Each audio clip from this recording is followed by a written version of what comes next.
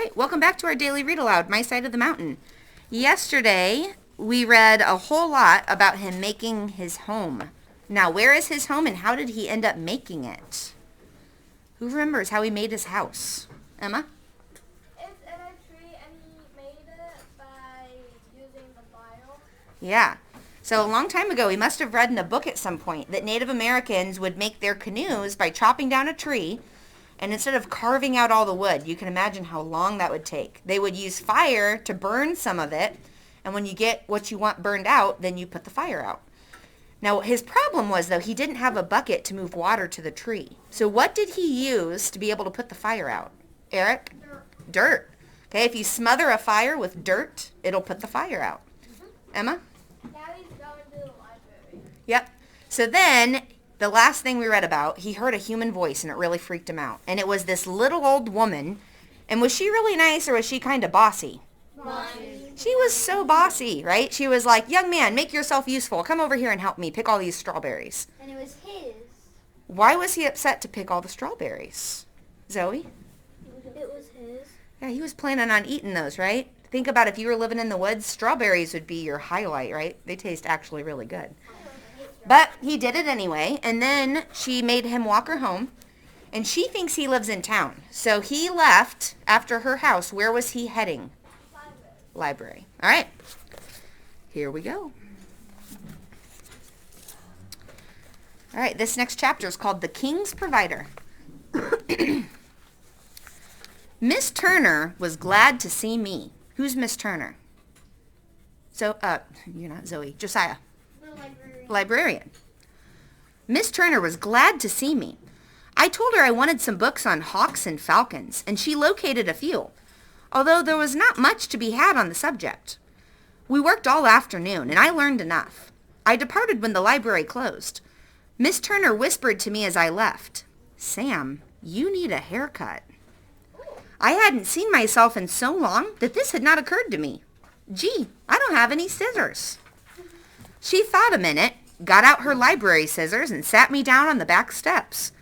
She did a fine job, and I looked like any other boy who had played hard all day, and who, with a little soap and water after supper, would be going off to bed in a regular house. Why do you think it's a big deal that his hair isn't long and wild? Hayden? The Miss Turner doesn't want anybody noticing that, like, he doesn't look normal. Okay, if you were walking around town looking unkempt like he does, is that going to draw more attention to you? No. Yeah, if I saw a little kid walking around wearing clothing from the woods that didn't look like they'd been eating right and they had wild, unkept hair and they were all messy, I would be concerned for that child, right? I'd want to make sure they're being taken care of. I got to keep reading. All right, so she gave him a haircut, so now he won't stand out so badly. I didn't get back to my tree that night. The May apples were ripe, and I stuffed on those as I went through the woods. They taste like a very sweet banana. They're earthy and a little slippery, but I liked them. At the stream, I caught a trout. Everybody thinks trout is hard to catch because of all the fancy gear and flies and lines sold for trout fishing, but honestly, they are easier to catch than any other fish. They have big mouths and snatch and swallow whole anything they see when they're hungry. With my wooden hook in its mouth, the trout was mine. The trouble is that trout are not hungry when most people have time to fish. I knew they were hungry that evening because the creek was swirling and minnows and everything else were jumping out of the water. When you see that, go fish. You'll get them. I made a fire on a flat boulder in the stream and I cooked the trout. I did this so I could watch the sky. I wanted to see the falcon again. I also put the trout head on the hook and dropped it in the pool. A snapping turtle would view a trout head with relish. I waited for the falcon patiently. I didn't have to go anywhere. After an hour or so, I was rewarded. A slender speck came from the valley and glided above the stream. It was still far away when it folded its wings and bombed the earth. I watched. It arose clumsy and big, carrying food, and winged back to the valley. I sprinted down the stream and made myself a lean-to near some cliffs where I thought the bird had disappeared. Having learned that day that duckhawks prefer to nest on cliffs, I settled for this site. Early the next morning, I got up and dug the tubers of the arrow leaf that grow along the stream bank. I baked these and boiled mussels for breakfast. Then I curled up behind a willow and watched the cliff. The falcons came in from behind me and circled the stream. They had apparently been out hunting before I had gotten up, as they were returning with food. This was exciting news. They were feeding young, and I was somewhere near the nest. I watched one of them swing into the cliff and disappear. A few minutes later, it winged out empty-footed. I marked the spot mentally and said, "Ha!" After splashing across the stream in the shallows, I stood at the bottom of the cliff and wondered how on earth I was going to climb the sheer wall. I wanted a falcon so badly, however, that I dug in with my toes and hands and started up. The first part was easy. It was not too steep. When I thought I was stuck, I found a little ledge and shinnied up to it. I was high, and when I looked down, the stream spun. I decided not to look down anymore. I edged up to another ledge and lay down on it to catch my breath. I was shaking from exertion, and I was tired. I looked up to see how much higher I had to go when my hand touched something moist. Any guesses what that might be? Alex? Food. Could be. Angie? What's moist? Like a little damp. It's kind of wet. Any guesses what that might be? Fish. Okay. Madeline? Okay. Josiah? The baby. Okay. Cadence? Honey. Honey? Snake. Snake? Emma? The falcon's kid. All right, let's find out. You ready? Maybe. Another kid.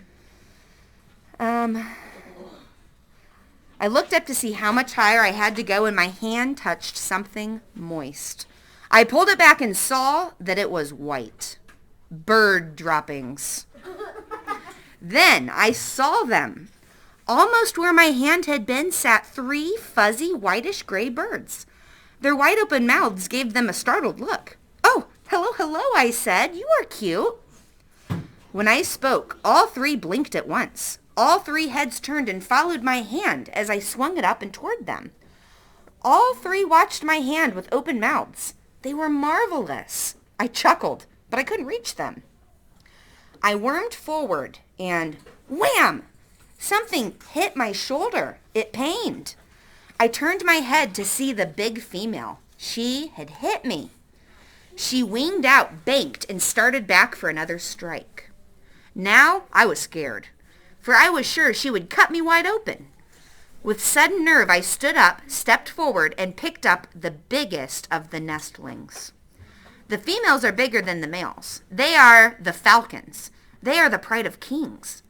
I tucked her in my sweater and leaned against the cliff, facing the bullet-like dive of the falcon.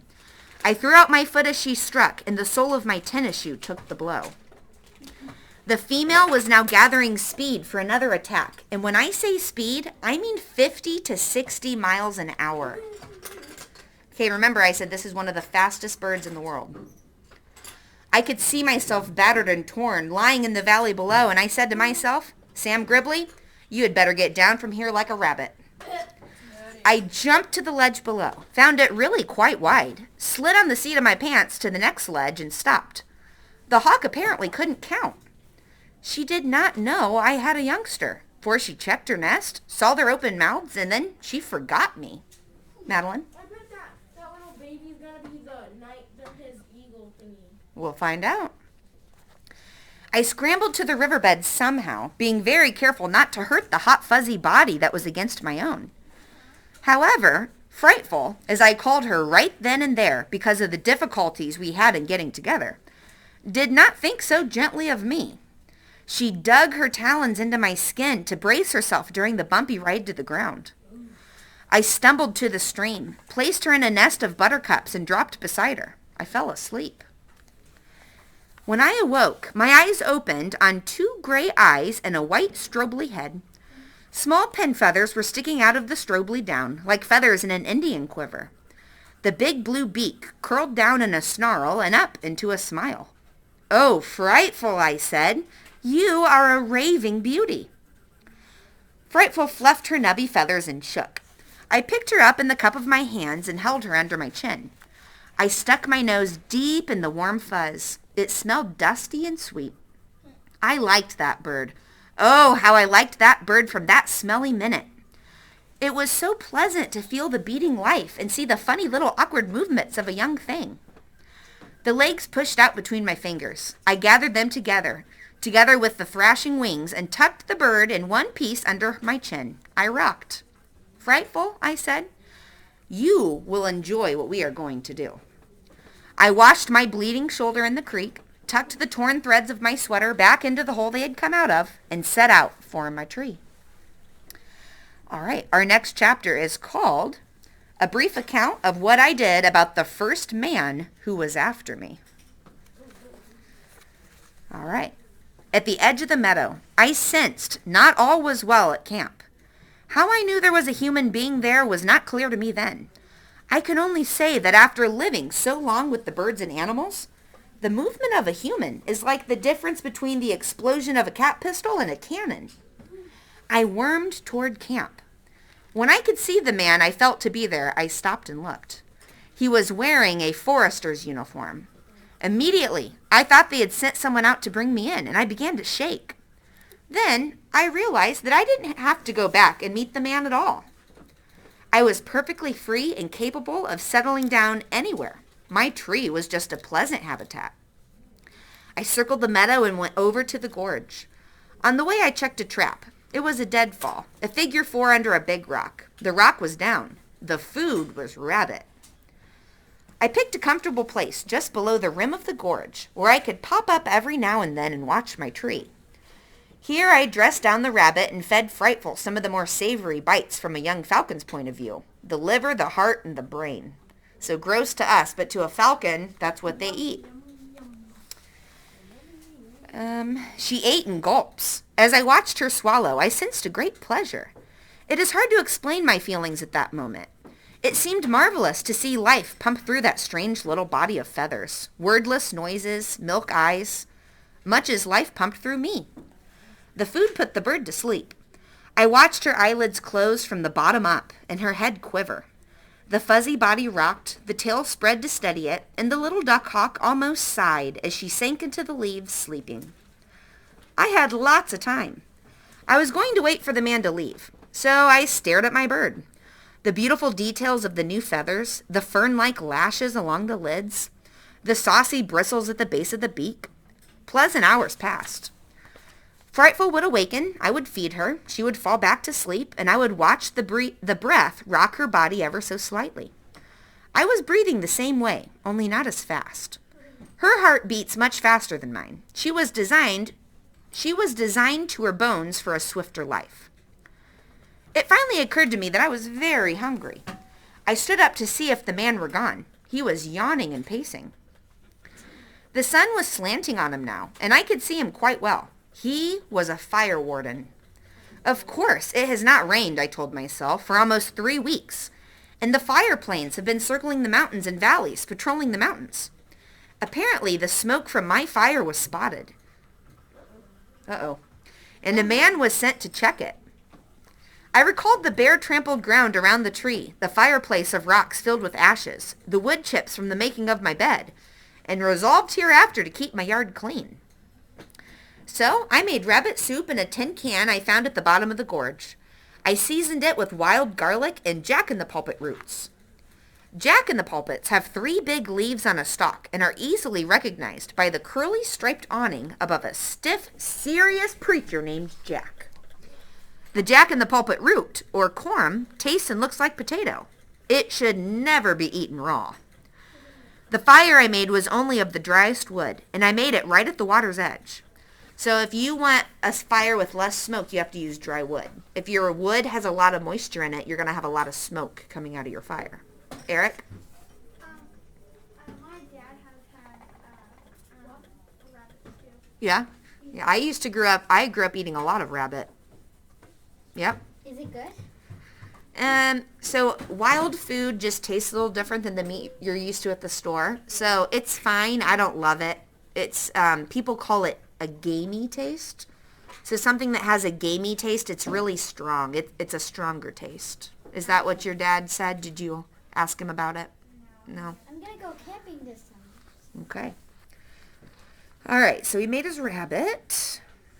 Okay. The driest of the wood. I made it right at the water's edge. I didn't want a smoky fire on this particular evening. After supper, I made a bough bed and stretched out with Frightful beside me. Apparently, the more you stroke and handle a falcon, the easier they are to train.